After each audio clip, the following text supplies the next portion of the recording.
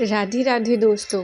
तो अपन स्त्री बुक के आज जो टॉपिक है अगले जन्म में हुई बिटिया हैगी, जो टॉपिक कंप्लीट हो चुका है। ठीक है, अब हम स्त्री बुक के दहेज का सही नाम इस टॉपिक पर आज चर्चा करने वाले हैं। ठीक है, तो उस चर्चा को अपन स्टार्ट करते हैं। ठीक है, प्रश्न करता है, वो पूछ रही हैं आचार्य जी से, आचार्य जी आप कभी दहेज प्रथा जैसी कुप्रथा के ऊपर कुछ क्यों नहीं बोलते हैं? तो आचार्य जी बोल रहे हैं,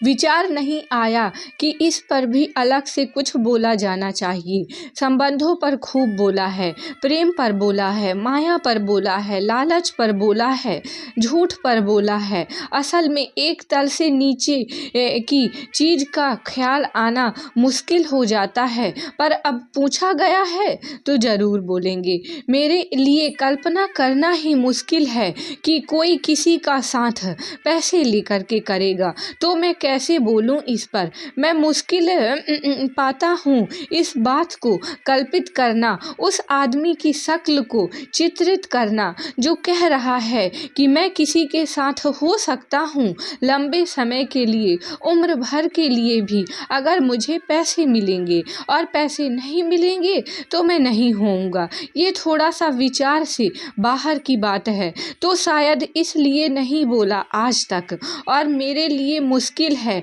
ऐसी महिला की भी कल्पना करना जो किसी ऐसे पुरुष के घर जाकर बैठ जाती है, उसके बर्तन मांज रही है, उसके बच्चे पैदा कर रही है, जिसने उससे संगति ही की थी पैसे लेकर के। तो इस पर मेरे लिए चुटकुला बनाना आसान है, उत्तर देना थोड़ा तकलीफ का काम है। मैं क्या बोलूं, मतलब क्या बोलूं? इस पर किसी को झापड़ मारा जा सकता है, जवाब नहीं दिया जा सकता। कोई आपके पास आकर के बोले कि मैं तुम्हारा हो सकता हूँ, पर 10 लाख देना पहले। ये बोले कि देखो अब मेरी फलानी नौकरी लग गई है तो मेरा रेट दाम बढ़ गया है। इसके लिए पता आचार्य जी ने आगे बोला है, हम पढ़ रहे हैं। ठीक है, दाम बढ़ गया है तो ऐसे आदमी को विवाह मंडप में थोड़े ही ले जाओगे, उसको पागल खाने ले जाओगे। तो ये चीज़ ऐसी है जिसको क्या समझाऊं मैं, इसमें आत्मा परमात्मा समझाऊं, मैं इसमें मन चेतना समाधि समझाऊं, मैं इसमें क्या बोलूं? कैसे झेलते होंगे ऐसे लोग एक दूसरे को कैसे कुछ साल भी साथ रह लेते होंगे। वो जिस गाड़ी पर चल रहा है वो दहेज में लाई है, चला कैसे लेता है। वो जिस बिस्तर पर सो रहा है वो दहेज में लाया है। तुम्हें उत्तेजना भी कैसे हो पाती है, तुम्हें सेक्सुअल एक्साइटमेंट भी कैसे होगा, ख्याल नहीं आएगा कि ये बिस्तर क्या चीज़ है। विद्रोह करिए, इसी में सबका भला है। नहीं मिलेगी बड़ी सरकारी नौकरी तो कोई छोटी मोटी नौकरी करिए, पर स्वावलंबी रहिए, अपनी रोटी कमा करके खाना सीखिए। ये परम निर्भरता आपको कहीं का नहीं रहने देगी। ये सभी के लिए है, स्त्री के लिए भी और पुरुष के लिए भी, कि वो देखिए हर व्यक्ति जो पैदा होता है ना, वो एक चेतना है, बुद्धि है और कौशल है हर इंसान के अंदर। ठीक है, तो अपने चेतना को, कौशल को पहचानना, उस पर काम करना, शिक्षा लेना, स्वास्थ्य लेना, ये सही काम है। अब एक लड़की है, उसको कमज़ोर बना करके किसी पुरुष पैसा, कितना गलत सिस्टम है। और इस सिस्टम को जो चला रहा है वो तो और भी गलत है। तो कौन चला रहा है और किसको रोकना है, ये सबको सोचना पड़ेगा। ठीक है,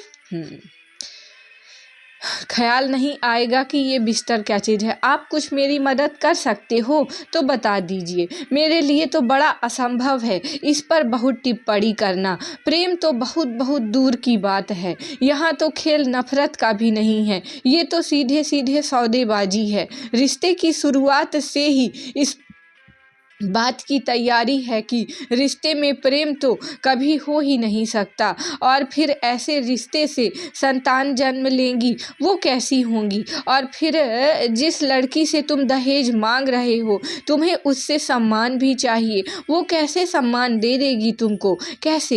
ये लड़की कैसी है जिसने स्वीकार कर लिया ऐसे के साथ जाना, और इसे पहले भी तो पता रहा होगा कि बाप महोदय दहेज के लिए पैसे जोड़ रहे हैं। ये उस संग्रह को अपनी मूक सहमति देती कैसे रहीं? जानती तो रही होंगी कि ये सब पैसा मेरे लिए जोड़ा जा रहा है, इसने विरोध क्यों नहीं किया, भाग ही काहे नहीं गई उसी दहेज वाले पैसे में से कुछ पैसे निकाल करके। ये ज़्यादा अच्छा है, सदुपयोग है।